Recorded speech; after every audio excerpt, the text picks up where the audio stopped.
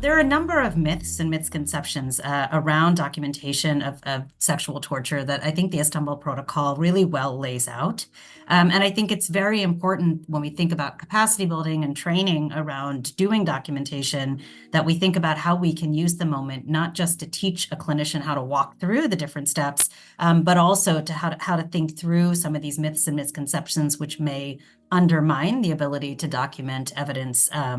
well and in a way that isn't re-traumatizing. And so some of these really include this idea of being able to test virginity, or this idea that if somebody is not a virgin, that they could not be subject to rape. The IP is really clear that forced hymen examinations to detect virginity and forced anal examinations of individuals to detect same-sex activity are examples of clinical examinations that have no clinical value, that represent forms of sexual assault and constitute ill treatment themselves and may amount to torture depending on the individual circumstances.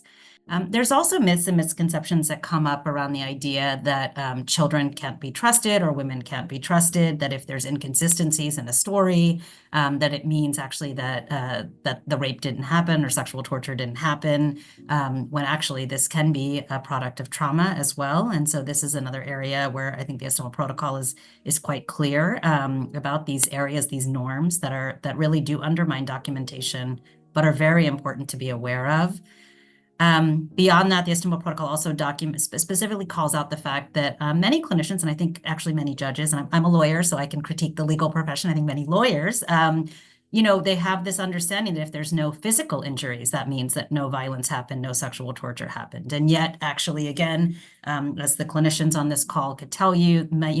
a lot of sexual torture does not actually result in physical injuries specifically to the genital area. And by the time a survivor comes forward, those injuries may also have healed to the extent that they even existed. And so this is why it's both really important to do a full head to toe examination, because injuries may actually be elsewhere on the body, but also to do an examination that looks at the longer term impacts, including psychological evidence, as well as evidence of longer term health harm that can arise from sexual torture, including issues around urination, pregnancy, obviously, then STIs, fistulas, pain, sexual dysfunction, including fear of intimacy and other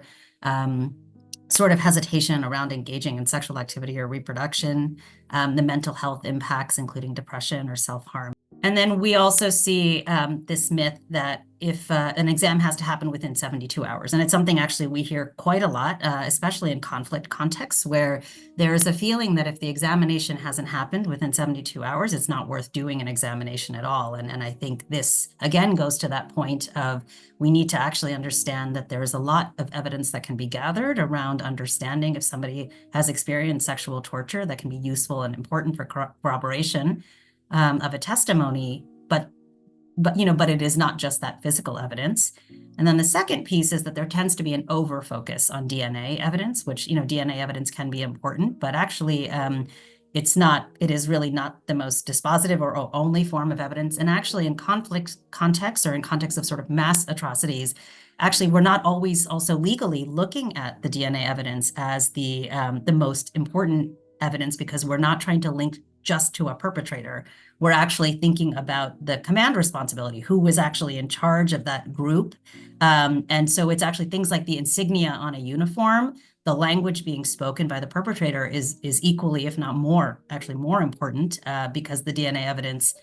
is really about that individual perpetrator. But I think the Istanbul Protocol is actually quite comprehensive in thinking through some of these different ways in which documentation can be hindered. But it's not just the clinicians that need to learn this or be aware of this. It's actually, again, prosecutors, it's judges, and even looking outside of the criminal justice context, it's important for health systems in designing reparations and designing these medical